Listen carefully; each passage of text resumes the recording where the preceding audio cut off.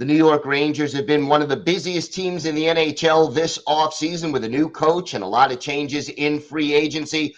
John Chik of Locked On Rangers joins us to talk about that and all things New York Rangers coming up on the Locked On NHL podcast.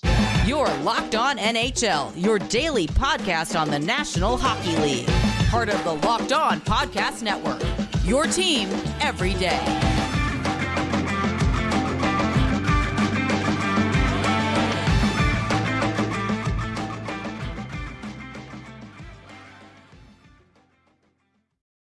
And welcome, everybody, to the Monday edition of the Locked On NHL podcast, part of the Locked On Podcast Network, your team every day. I want to thank everyone who makes Locked On NHL your first listen every day. Don't forget to subscribe on YouTube or wherever you get your podcasts so you can get new episodes as soon as they drop. And you can also hear us now on SiriusXM on the SXM app. Just do a search for Locked On NHL. It is great to bring back to the show the host of Locked On New York Rangers, John Chik. And John, been quite a busy offseason for the New York Rangers. Let's start with the new coach. I mean, Peter Laviolette, how happy are you, and what do you see him doing differently once the year starts?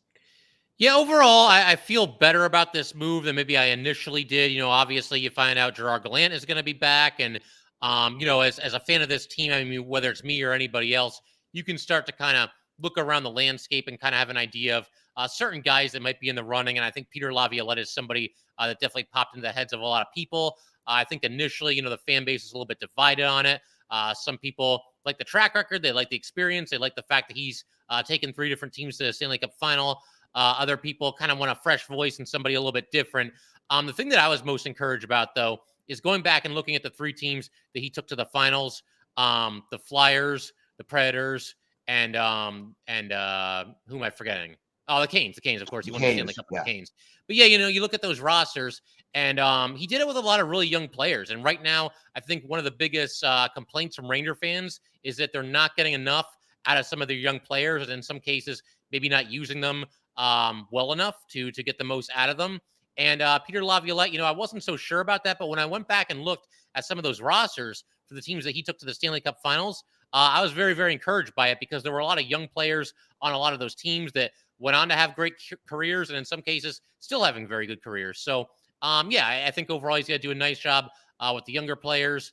And as far as what he might do differently, I just feel like there's going to be a little bit more discipline. And one of those things where, Laviolette has always struck me as somebody that doesn't really care about your status all that much. He's somebody that the people that are playing well and earning their next shift and earning more ice time, they're going to be the ones that get it. So overall, it was kind of the play it safe choice was Peter Laviolette, but that doesn't necessarily make it a bad choice. I think it's a solid choice, and I'm certainly at least willing to give him a chance. But I do hope that he's here for the long haul and he can get this team over the hump. A lot of free agent moves by the Rangers. To me, the biggest one probably Blake Wheeler. What did you think about that signing, and where does he fit into this team? Yeah, that was wild. So quick story. I decided to do a live show at the beginning of free agency. Basically just started recording, a minute or two before we hit the noon, ready, set, go period there. And it was funny because that was also the day, Gil, I don't know if you remember, where Twitter was being just really weird. Yes. Nothing would load, and there were all these error messages. And I'm trying to do this live show and look at Twitter. I've got the NHL Network on, but I also had the chat, and a couple people in the chat were saying, "Oh man, Blake Wheeler, we got Blake Wheeler." And I'm like, oh, wow, really? Okay. And then they said 800K, and I'm like, you got to be kidding me. You guys are messing with me. There's no way. But it's cool. Blake Wheeler a little bit older now, 37 before the season starts. He's about to turn 37 or just has one or the other. But yeah, I mean, obviously not at the height of his abilities and the peak of his career right now, but still a solid player. Had a good season last year with the Winnipeg Jets. You look at the fact that the Rangers, their biggest weakness for quite some time has been right wing. That's his primary position. And I just think it's cool that, and granted, he's still getting some money from the Jets this year, but the fact that he took just $25K over the league minimum to join the Rangers and, get a chance to potentially win a Stanley Cup, I mean, that's pretty awesome. That's pretty cool. And, there's some Ranger fans that are like, Blake Wheeler, he's over the hill, this, that, and the other thing. It's like, dude, for $800K, I mean, it's worth a roll of the dice here. You got to give him a chance, especially at a position where you're so thin. when he was bought out, I talked about him on the podcast as being an option, but I didn't think it would happen. I just thought he would be too expensive. And lo and behold, $800K 1 year. Let's do this thing. I could see him certainly, I would say probably in a middle six role for the Rangers, depending on who else lines up in other places. And certainly a lot less pressure on him here than there was in Winnipeg. Yeah, for sure. I mean, he doesn't really need to be the guy here like he was in Winnipeg for all those years. Obviously, he was the captain, stripped of the captaincy going into this past year. And, talking to Harrison, who does an awesome job with Locked On Jets, by the way, I got some intel on Blake Wheeler from him. But, I mean, it sounded like the writing was kind of on the wall as far as him potentially being bought out this past season. And maybe it even started with him losing the captaincy there.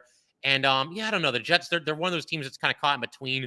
They made the playoffs this past year, of course, but they've got this kind of weird mix of like the old guard and the new guard, and I don't really know what's next for them. But to me, it's not all that surprising either that they ended up buying out Blake Wheeler. Once again, what was surprising, the fact that the Rangers got him for just six figures, that really surprised me. Another veteran who's kind of coming home to New York, Jonathan Quick, going to be Igor Shesterkin's backup, a guy who beat the Rangers in the Stanley Cup Finals almost a decade ago. Hard to believe it's been that long, but a Connecticut native coming back, it seems like a pretty good fit to me. I mean, worst case scenario is he's done.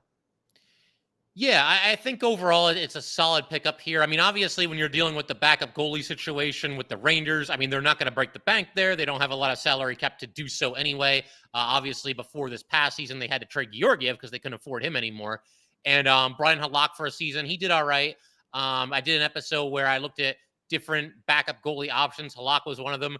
So too, though, was Jonathan Quick.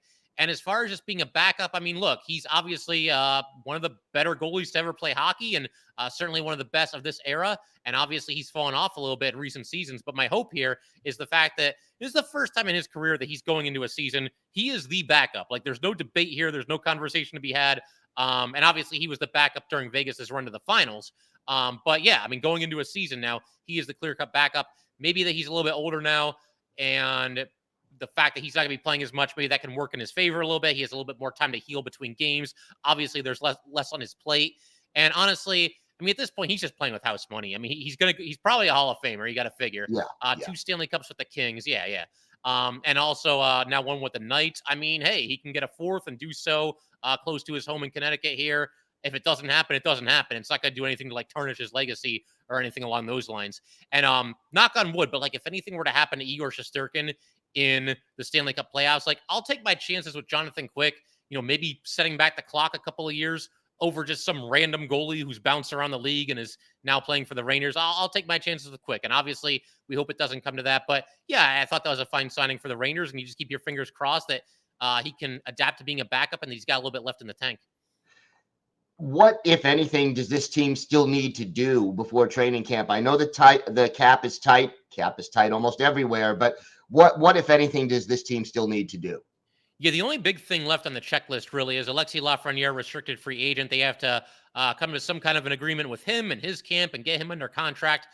Besides that, I mean, there's not really a whole lot else. There's some other Ranger UFAs who are out there, but again, there's no cap space.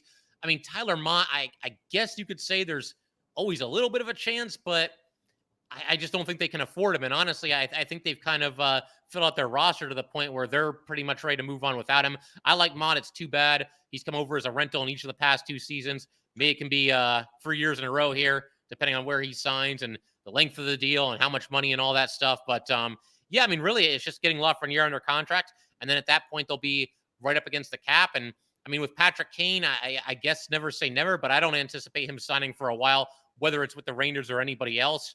I guess we'll cross that bridge when we get to it, but obviously he had the surgery and he's not going to be ready at the start of the season anyway. So that's a situation that we'll monitor on Locked On Rangers, but it's kind of just wait and see as far as Kane is concerned. All right, John, why don't you tell our viewers and our listeners where they could find the podcast and where they could find you on social media? Yeah, so you can find the podcast anywhere that you are listening to this or watching this, any audio streaming platform, also YouTube, obviously. And as far as me, you can find me on Twitter at jchik17. And then you've also got the handle for the show itself at LO_NY_Rangers. And yeah, definitely give us a follow and follow along with Locked On Rangers.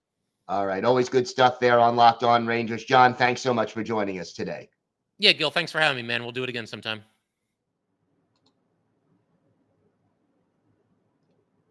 Today's episode is brought to you by FanDuel. Take your first swing at betting on Major League Baseball on FanDuel and get 10 times your first bet amount in bonus bets up to $200. That's right. Just bet $20 and you'll land $200 in bonus bets, win or lose. That's $200 you could spend betting on everything from the money line to the over-under to who you think is going to hit the first home run. And no matter what baseball team you root for, you'll find plenty of opportunities to bet, great odds, parlays, all different kinds of bets on FanDuel. It's all on an app that's safe, secure, and super easy to use. Plus, when you win, you can get paid instantly. There's no better place to bet on Major League Baseball than FanDuel, America's #1 sportsbook. So sign up today and visit FanDuel.com/lockedon to get up to $200 in bonus bets. That's FanDuel.com/lockedon. FanDuel, official partner of Major League Baseball.